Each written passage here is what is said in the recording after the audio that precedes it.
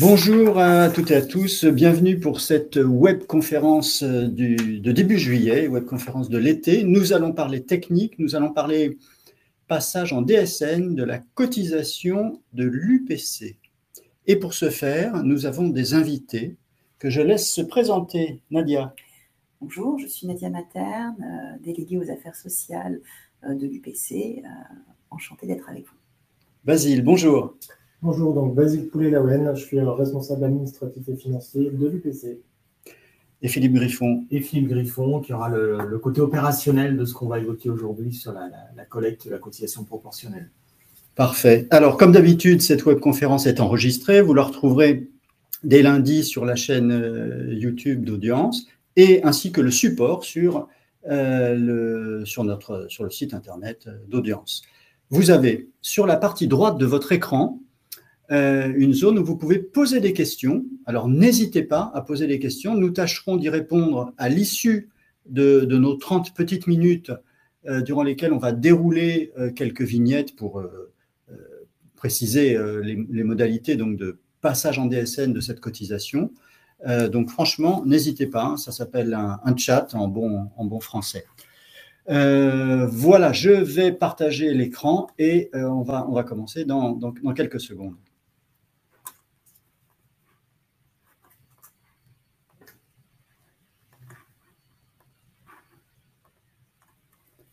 Ça devrait être bon. Voilà, donc, passage en DSN de la cotisation syndicale de l'UPC, l'Union des producteurs de cinéma. On va rappeler quelques mots sur cette cotisation et ensuite on sera sur les aspects techniques, paramétrage des DSN et au sein de ces DSN, les principales rubriques à actualiser. Là, c'est Philippe qui aura le micro là-dessus. Commençons tout de suite par les objectifs. Philippe, Basile, à vous la main. Alors, sur cette partie qu'on parle de la cotisation proportionnelle de l'Union des producteurs de cinéma, l'idée, effectivement, d'avoir un rythme de collecte, de recouvrement de cette cotisation qui est mensuelle, donc sur le même rythme que les cotisations sociales que toute entreprise va avoir à déclarer et à payer aujourd'hui. Ça permet donc de lisser aussi les montants à verser à l'UPC tous les mois. Donc dans une fréquence mensuelle, et effectivement de permettre aussi d'adapter cette temporalité d'appel des cotisations au rythme de la production des films et d'être en adéquation avec l'activité pleine en fait de société de production et des films qui vont être produits au fil des mois. L'automaticité, sachant qu'effectivement les DSN, ça correspond à un paramétrage dans des logiciels de paye, donc avec, une fois que c'est paramétré, une déclaration et un calcul et un paiement qui peut être automatisé, donc une simplification des processus, plutôt qu'avoir des déclarations et des paiements de cotisation en parallèle sur des processus qui ne sont pas intégrés dans les mêmes rythmes et dans les mêmes facilités de dématérialisation que ce qui est fait au niveau des cotisations de paye, encore une fois, aujourd'hui, tous les mois. Dans des méthodes qui sont similaires à ce qui peut se passer auprès d'autres organisations patronales ou syndicats du secteur, avec, on va le voir, une cotisation qui se transforme, qui va être assise sur une assiette de masse salariale avec un taux de cotisation et avec un niveau de cotisation qui sera, alors on va en parler pour rassurer les participants, dans des proportions qui sont identiques à ce qu'il y a déjà comme cotisation versée par les entreprises et les membres adhérents aujourd'hui de l'UPC. Alors peut-être 2 points de précision. Déjà, vous expliquez qu'en fait ce travail de transformation, de changement de paradigme, il s'est fait effectivement en corrélation avec les principaux éditeurs de paye. Peut-être que vous voulez en citer quelques-uns, mais... Cécilae, Xotis, par exemple, qui sont les deux principaux sur le marché de la production cinématographique. Voilà. Et puis, l'idée, c'est effectivement, on vous l'a dit, mais c'est l'objectif qui sous-tend tout ça, c'est effectivement pas du tout d'avoir plus de cotisations pour l'UPC, mais d'avoir un niveau globalement équivalent. Donc, nous, on va suivre effectivement la première année, ce sera un peu une année de galop.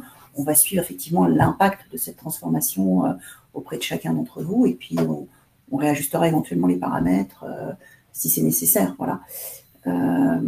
Tu veux peut-être préciser quelque chose, Basile ? Non. Voilà.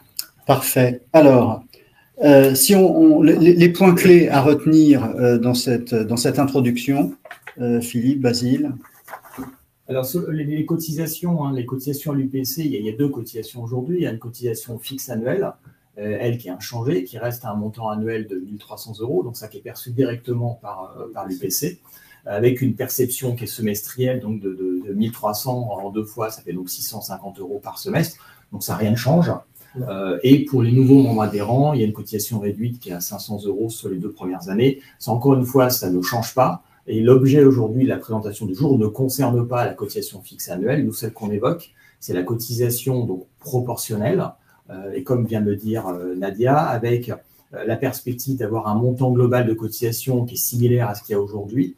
On va parler de processus qui vont se simplifier, se dématérialiser pour simplifier le recouvrement, la perception, que c'est un rythme qui aille au rythme des productions.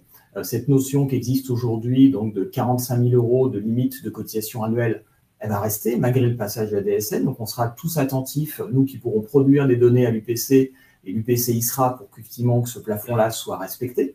Donc, on verra si jamais il y a une cotisation qui est bien un peu supérieure, comment rembourser. Enfin, voilà, pour qu'on reste dans les limites de ce qu'on a aujourd'hui.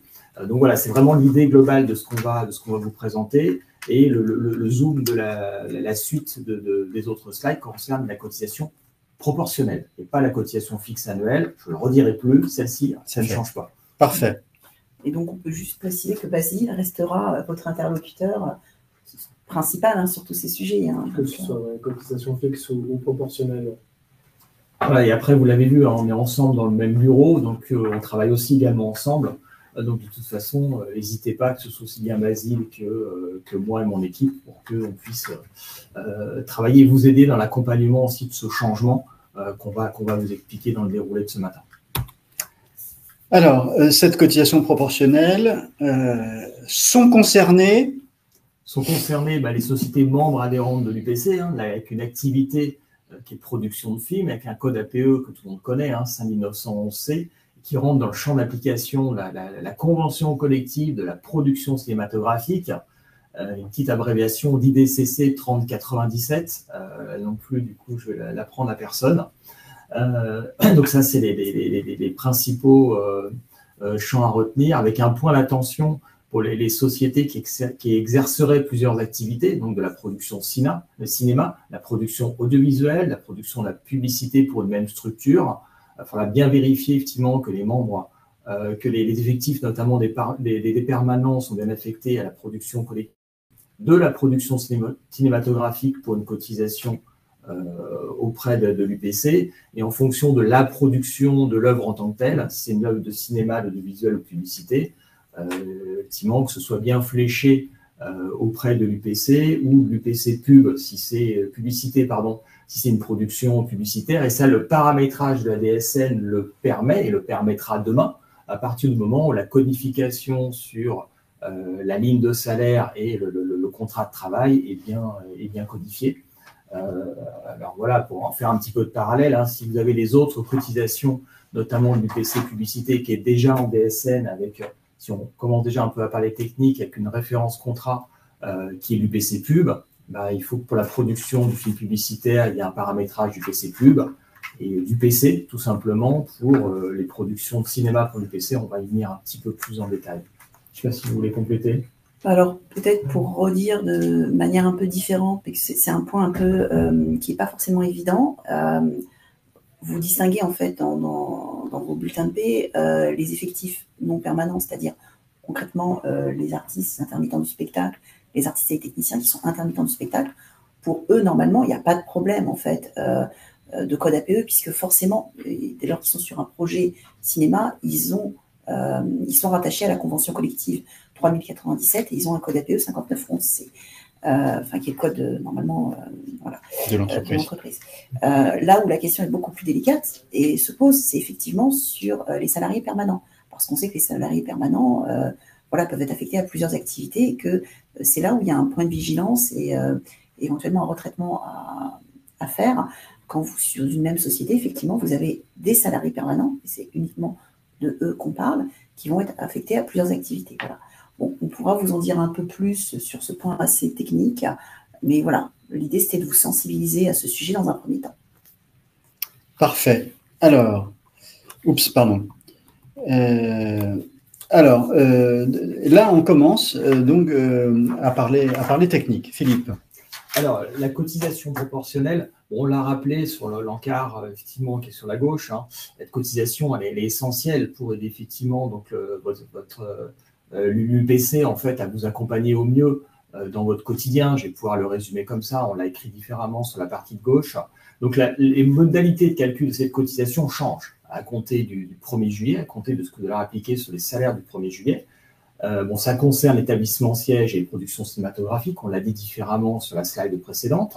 Ça concerne l'ensemble du personnel, donc l'ensemble du personnel permanent et intermittent.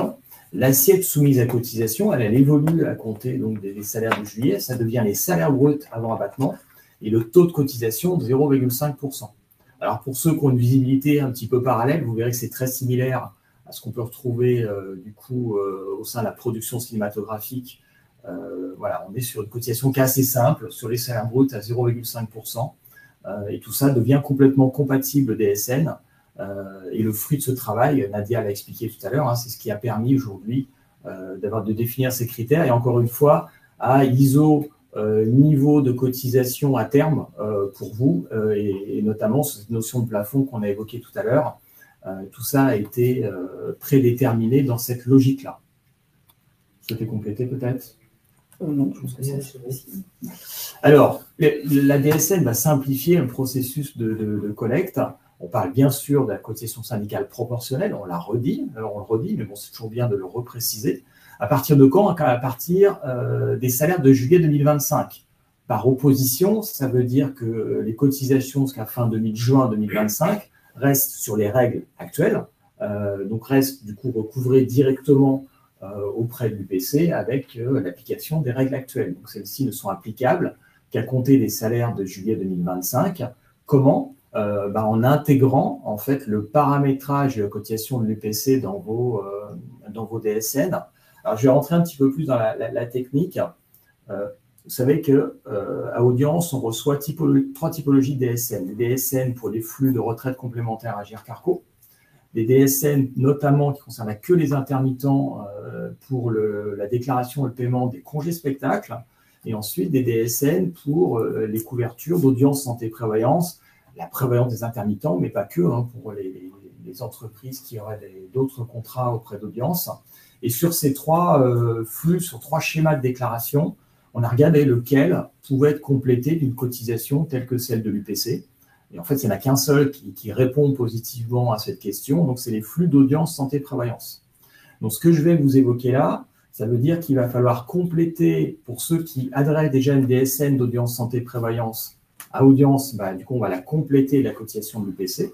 Pour ceux qui n'adresseraient pas aujourd'hui de DSN d'audience à Audience santé-prévoyance, rassurez-vous, vous pourrez utiliser le flux, le schéma technique qui va vers Audience santé-prévoyance uniquement pour l'UPC, sans obligation de déclarer de cotisation ou d'avoir de contrat avec Audience santé-prévoyance. Donc là, on va parler un peu de technique, mais voilà, je préférais repréciser ça, et vous allez voir que ça s'illustre pleinement sur le détail des fiches de paramétrage qu'on va voir un petit peu plus loin.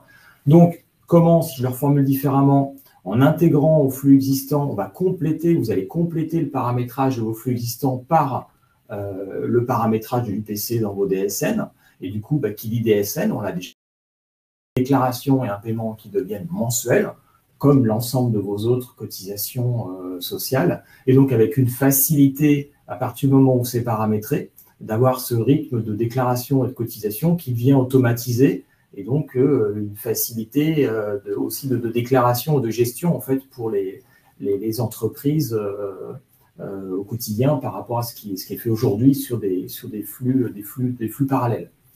Donc, on va voir un petit peu plus précisément donc l'actualisation du paramétrage. Alors, je ne sais pas si vous l'avez vu, dans l'invitation qui vous a été adressée, il y avait un lien avec une fiche d'aide à la codification. Si vous cliquez sur ce lien, pour ceux qui l'ont fait, vous retrouvez les principales rubriques du coup qui sont à paramétrer. dans les DSN pour permettre d'intégrer l'UPC dans les flux DSN qui arrivent à audience santé-prévoyance. Alors, ce qu'on peut vous donner comme petite précision ou point de vigilance, alors quand on parle des salaires à compter de juillet, on parle bien de la DSN que vous faites début août. Hein. C'est ça. Voilà, Ouais, pour être très concret. Voilà. Jusqu'au 15 août. Jusqu'au 15 août. Voilà, merci Basile. Quand on parle effectivement... Alors moi, la question que je me pose très concrètement, c'est que les adhérents vont paramétrer, enfin les adhérents, les gens qui s'occupent des payes pour nos adhérents, donc soit un service internalisé, soit un comptable. Et là, je me permets de dire que ce sera très important effectivement de faire un relais d'information auprès de votre cabinet externe qui s'occupe des payes. Ça, c'est fondamental, parce que c'est lui qui va déployer. Donc, de bien transmettre l'ensemble des éléments de communication. Donc, concrètement, ça va se matérialiser comment? Il va y avoir une ligne qui va apparaître sur le bulletin de paye supplémentaire. Ensuite, l'affichage sur le bulletin de paye, du coup, peut être paramétré ou pas, en fait, sur la cotisation de l'UPC. Et du coup, dans la DSN, on va avoir une ligne supplémentaire avec le montant de la cotisation versée. Alors, dans la DSN, concrètement, c'est-à-dire que la DSN sera paramétrée sur chaque ligne de salaire et chaque ligne de travail. En fait, la cotisation de M. Dupont qui a travaillé du 1er au 8 avec tel montant de salaire relié avec l'UPC. Et donc, la masse salariale soumise à cotisation, donc le salaire brut, sera déclaré auprès, donc, elle sera reliée en fait à l'UPC. C'est du paramétrage dans la DSN avec cette codification UPC et ce flux bien précis. Du coup, et on peut pleinement le distinguer dans les flux qui nous arrivent. Et donc, ils seront attribués du coup sur la dette de l'UPC avec le paiement de l'UPC, ce qui nous permet de distinguer pleinement les flux. Et ce paramétrage, je dirais, fin de la DSN, qui est possible, nous permet de pouvoir distinguer pleinement ces flux. Pour l'illustrer aussi différemment, c'est sur le même principe, c'est sur le même schéma technique que si vous aviez à paramétrer une évolution, un nouveau contrat pour ceux qui sont en audience santé-prévoyance, ça suit la même logique et ce qui nous permet de pleinement distinguer ce qui doit aller à l'UPC demain de ce qui doit aller à audience santé-prévoyance, par exemple, s'il y a déjà un contrat pour l'entreprise. Donc ça, à partir du moment où le paramétrage est fait, ça fonctionne très bien. Et pour vous rassurer, au sein de la branche professionnelle ou d'autres branches de la culture, on utilise déjà ce schéma technique. Ça fonctionne bien aujourd'hui. Donc, et même les éditeurs qu'on a évoqués tout à l'heure, alors il y en a d'autres, des éditeurs du coup GHS ou d'autres qui sont concernés, savent le faire. Et on le fait déjà depuis maintenant bientôt 2 ans pour des similitudes de cotisation. Et aujourd'hui, ça fonctionne très bien. Alors, toujours sur l'aspect technique, là, on rentre justement dans la fiche de paramétrage. Alors, cette fiche de paramétrage, c'est celle que vous avez accessible sur Net Entreprise ou sur le site internet d'audience.org. Et cette fiche de paramétrage, vous liste l'ensemble des codifications que chaque entreprise doit paramétrer dans sa DSN pour pouvoir adresser les flux à audience santé-prévoyance. Je le répète, c'est le schéma technique des flux d'audience santé-prévoyance qui va être complété de la cotisation de l'UPC. Alors là, c'est ce qu'on voit, c'est ce qui est en rouge et entouré pleinement en rouge. Alors pourquoi c'est sur 2 lignes? C'est pour une histoire de présentation technique. On a dit tout à l'heure que ça concernait l'ensemble du personnel permanent et intermittent. On n'a pas pu, sur la colonne libellée de groupe, avoir une seule ligne où c'est écrit ensemble du personnel permanent et intermittent. Il y a écrit cadre et assimilé UPC. Ça correspond tous les cadres et assimilés permanents et intermittents. Et la ligne du dessous, ETAM UPC, ça correspond aux non-cadres permanents et intermittents. C'est la même logique et c'est les mêmes libellés que ce qu'on audience utilise déjà. Par exemple, les lignes du dessus, on les voit mal parce qu'elles sont rayées avec le trait sur la prévalence des intermittents. On est sur la même logique. Mais l'ensemble de ces 2 lignes-là, ça veut dire que ça concerne l'ensemble du personnel permanent. Alors, ce qui est important, c'est le petit UPC. Alors, petit dans sa simplicité. Donc, la référence contrat qui a à paramétrer, c'est tout simplement UPC. Le libellé du contrat, c'est assez simple à retranscrire Union des producteurs de cinéma. Et on retrouve le taux de cotisation sur la droite qu'on a évoqué tout à l'heure. C'est-à-dire qu'aujourd'hui, si vous allez télécharger, certains peut-être d'entre vous ont fait votre fiche de paramétrage, elle est depuis quelques jours déjà complétée de la cotisation UPC. Donc, elle est déjà prête à être utilisée et vous retrouvez la date d'effet pleinement à gauche au 1er juillet 2025 qui correspond à la date d'effet qu'on a évoquée tout à l'heure. Donc, vos fiches de paramétrage sont déjà complétée et actualisée de la partie UPC depuis quelques jours. Donc, vous pouvez d'ores et déjà les télécharger sur Net Entreprise. Toujours métrage, un point concernant, en fait, on va le redire, le fait que cette cotisation d'adhésion syndicale, elle est véhiculée par Audience Santé Prévoyance. Voilà, c'est ça. Donc, on tenait aussi, avec cette présentation, à vous donner d'autres précisions. Autant, là, je viens de vous expliquer ce qui était en rouge et de préciser ce qui était propre à l'UPC. Et sur ces mêmes lignes, vous allez retrouver des codifications qui sont liées à Audience Santé Prévoyance. Alors, c'est normal. Encore une fois, il vaut mieux le réexpliquer. Parce qu'on utilise les flux que reçoit Audience Santé Prévoyance pour les compléter de ceux de l'UPC. C'est pour ça que vous allez retrouver en haut à gauche à écrit Audience Prévoyance. C'est pour ça que vous allez retrouver dans la colonne code organisme P0983 qui correspond à l'institution Audience Prévoyance. Et c'est pour ça que vous allez retrouver en haut à droite une notion de brut de prévoyance, mais on est bien sur du salaire brut avant abattement. Donc, à la fois, vous retrouvez sur cette fiche des notions, parce que c'est la base et c'est la matrice de la fiche de paramétrage d'Audience Santé Prévoyance, mais elle est bien complétée du paramétrage de l'UPC et tous les flux qui seront bien paramétrés de l'UPC iront à l'UPC.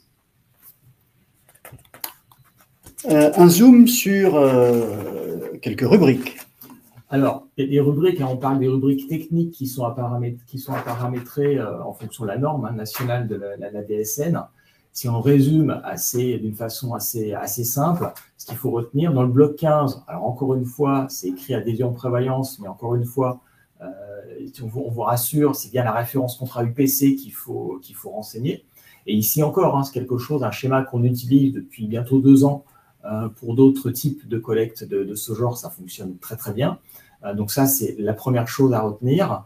Le bloc 20, c'est que par la DSN, il y a une possibilité de payer par la DSN. Alors, on vous incite fortement à utiliser le maximum de simplicité et d'automatisation de la DSN.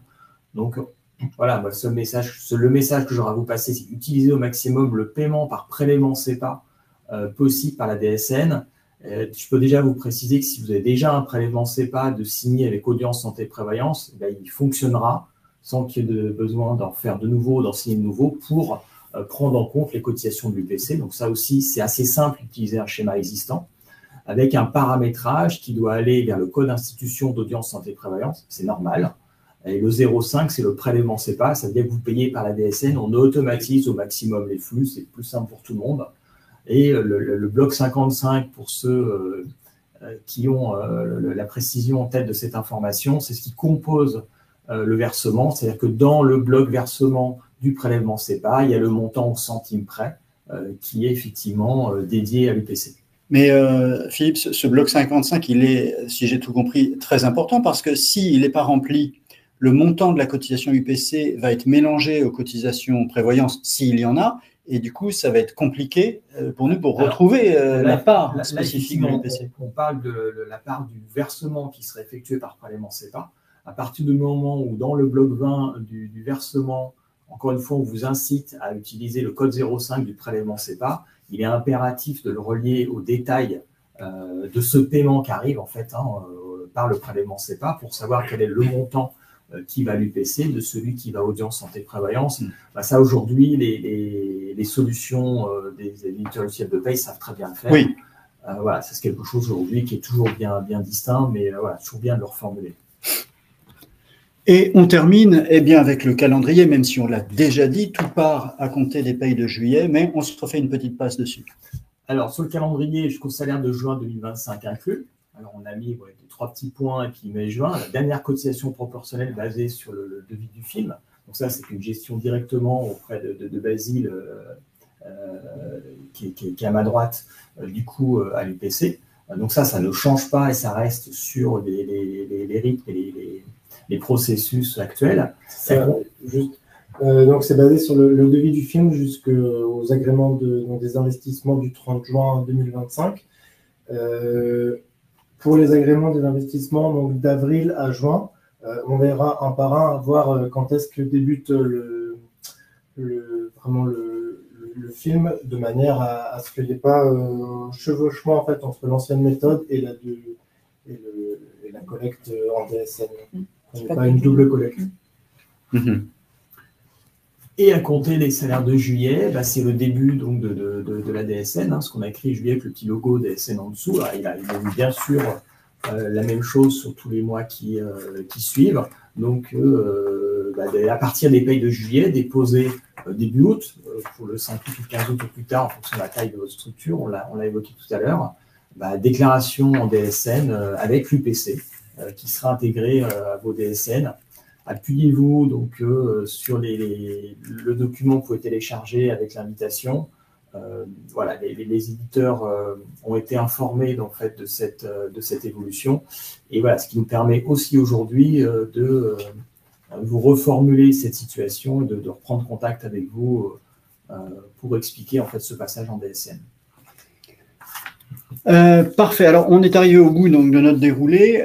Je rappelle que dès lundi, vous pourrez retrouver cet enregistrement sur notre chaîne YouTube et le support sera sur le site internet d'Audience. Une adresse dédiée, Philippe? Oui, il y a l'adresse mail dédiée compte2tiers-dsn@audience.org sur lequel vous pouvez, et bien je vous invite à le faire, à nous poser des questions ou nous demander des compléments d'information, soit techniques ou alors sur le principe des processus tel qu'on vient de le voir là. Et on le disait aussi bien Basile que moi, bien sûr, on travaille ensemble et puis on est aussi bien sûr à votre écoute pour vous accompagner dans le changement. Et s'il y a des cas particuliers, j'imagine qu'il peut y en avoir, voilà, pour qu'on puisse répondre pleinement à vos solutions ou reformuler éventuellement ce qu'on a vu ou ce qu'on a évoqué aujourd'hui. Voilà, n'hésitez pas à le faire pour que plus les paramétrages sont effectués et seront paramétrés voilà, au mois de juillet, plus ça sera mieux pour tout le monde. Et donc, s'il y a besoin d'accompagnement, n'hésitez pas. Parfait. Alors, on va passer aux questions-réponses. Voir s'il y en a des questions. Alors, on y va. Je lis. Allez, vas-y, Pascal. Allez. Pour les films dont l'agrément des investissements a été obtenu début 2025 et qui sont encore en tournage ou en post-prod, encore en juillet, faut-il faire la modification ou l'UPC va-t-il transmettre une facture basée sur le devis de l'agrément comme avant? Ça commence sévère, là, oui, je sais. Oui, c'est toi qui as répondu, en fait, tout à l'heure. Ouais. Mais on peut reformuler. Reformuler.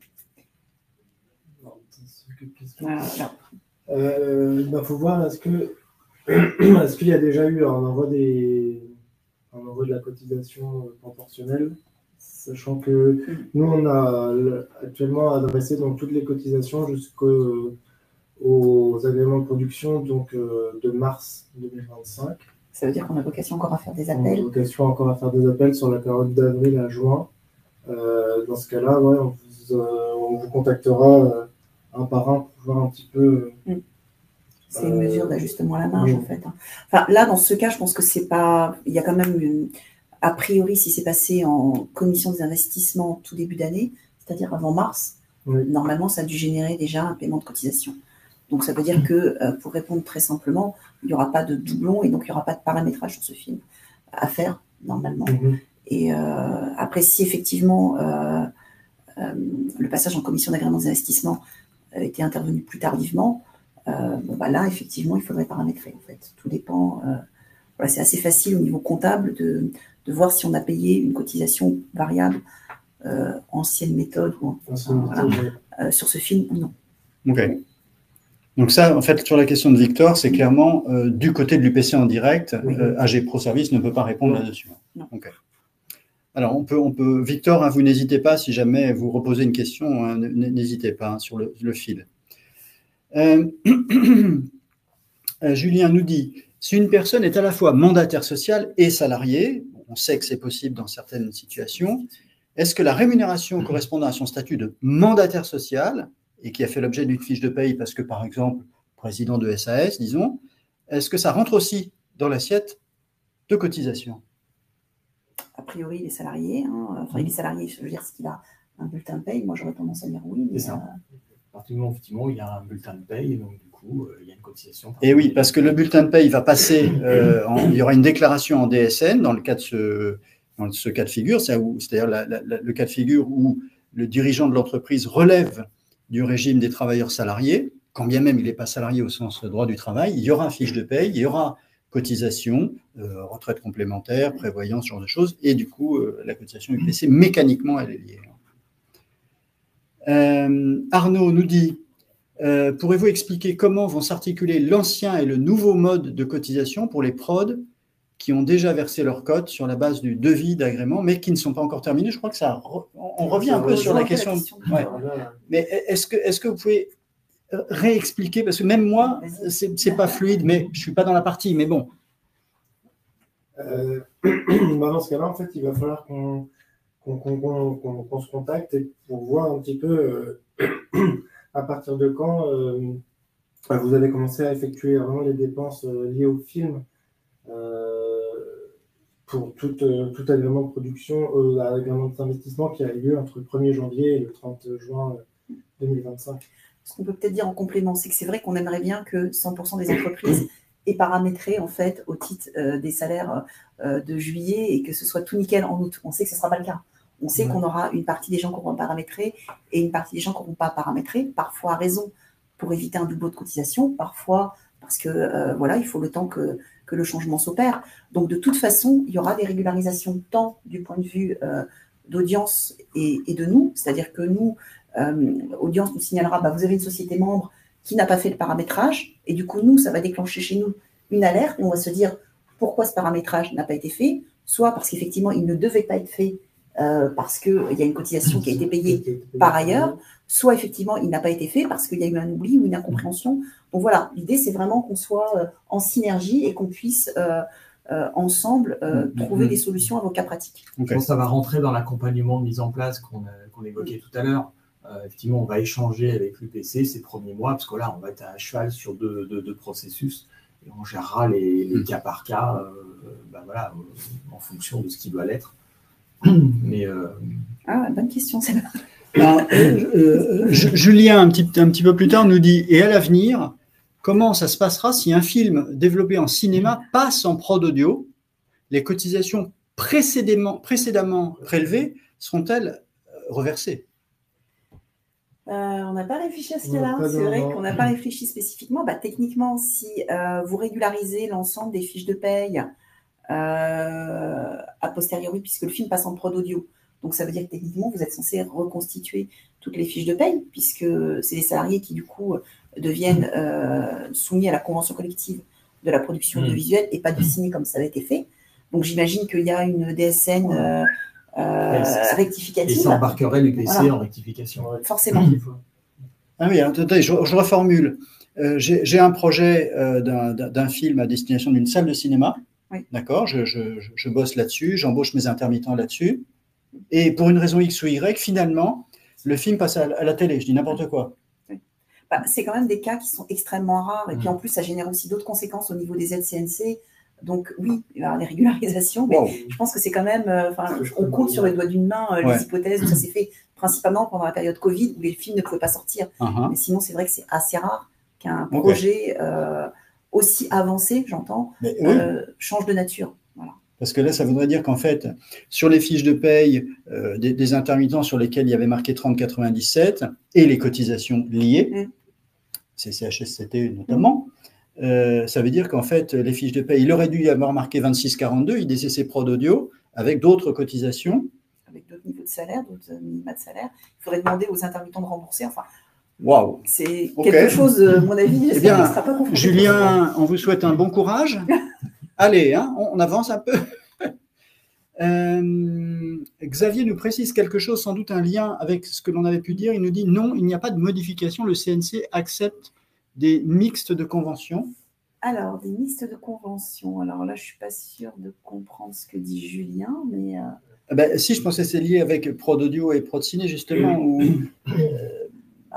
Pour moi, s'il y a eu des agréments et des aides, c'est pas du tout les mêmes. Alors après, je suis pas une spécialiste, mais pour moi, c'est pas les mêmes niveaux d'aide en cinéma et en audio. Mais bon, on pourra en Bon, discuter. bon, à Xavier, suivre, vous pouvez nous à suivre. contacter. Je ne Ok. sais pas de quelle société vous travaillez, n'hésitez pas à revenir vers nous. Si les minima sont respectés. Oui, Xavier Prochet en précision, si les minima sont respectés. Ah, Xavier Plèche, d'accord. On discutera, Xavier. D'accord. Bon, là, oui, on est sur un point un peu un pointu et un peu précis. Ok.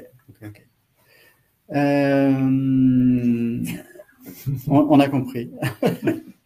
On peut encore passer quelques minutes, hein, donc n'hésitez pas, hein, tranquillement, à poser vos questions s'il y a d'autres sujets. On sait qu'il y aura des sujets aussi par rapport aux faits, aux prodexés, aux copromino, etc. Donc ça, vraiment, on est sur des sujets, vous pouvez revenir vers nous. Tout à l'heure, on vous a dit une chose parce qu'on a voulu vraiment tirer les grandes lignes, voilà, les fondamentaux et en même temps être assez technique. On vous a dit qu'effectivement, il n'y avait plus de cotisation appelée sur la base du devis. Il y a une exception à ça. Tu veux peut-être en parler Oui, par rapport à nos résolutions. Si jamais il y a une coproduction donc, entre un membre de l'UPC et un membre qui n'est pas membre ni du SPI, ni de l'API, ni de l'UPC, et que c'est ce membre-là qui est en charge des salaires, donc qui assure la production exécutive. Dans ce cas de figure précis, on adressera donc aux membres de l'UPC une cotisation donc appelée sur non pas la DSM, la masse salariale, mais basée sur le devis du film, comme la méthode qui était en vigueur jusqu'au 30 juin. Ouais, en fonction de ses parcours pro, bien évidemment, sur ce devis. Avec la même règle qu'avant, j'imagine, s'il nous déclare les parcours pro, on se met au plus juste, et sinon on part du principe que c'est 50-50. Donc vous voyez, en fait, l'idée c'est de ne pas vous faire payer plus, mais de ne pas non plus qu'il y ait des trous dans la raquette et que quelqu'un qui soit membre de l'UPC et qui profite de l'action du syndicat, involontairement, bien évidemment, se retrouve avec une masse salariale à zéro parce que ça fait partie de vos négociations, parce qu'il n'est pas prodexé, mais il n'y a pas de volonté à échapper à la cotisation, mais c'est un effet induit qu'on corrige par ce biais-là. Très bien, oui, en effet, je vois bien la situation. Ok. Voilà, pas d'autres questions. Si le mot de la fin, Nadia, ou bien il va falloir s'y mettre. Et puis, en tout cas, on est bien accompagné. Basile, hyper pointu sur ces sujets. Voilà. Ben écoutez, merci beaucoup. Merci Philippe de tenir tout cela avec ton équipe. Excellent été à tout le monde. Et je vous donne rendez-vous alors à la rentrée pour les autres webconférences. Mais Florence rajoute un mot pour les permanents. Est-ce que Nadia, on en a parlé en fait tout à l'heure. Hein. C'est vrai que les permanents rentrent dans le spectre effectivement de la cotisation. Donc ça veut dire que on va appeler sur les masses salariales, y compris celles des permanents, la cotisation IPC uniquement si effectivement ils répondent à la double condition code APE cinéma, enfin production cinématographique, et champ de la convention collective de la production cinématographique. Bon, a priori, si on a un code APE cinéma, on est dans la convention collective. Donc la première induit la deuxième, mais pour bien faire comprendre qu'effectivement, des gens qui seraient en publicité ne seraient pas appelés sur les masses salariales avec un code APE publicité, ne seraient pas appelés en fait une cotisation UPC cinéma. Ils paieraient une cotisation, enfin ils payent une cotisation UPC pub. Voilà, je ne sais pas si ça répond à votre question, Florence.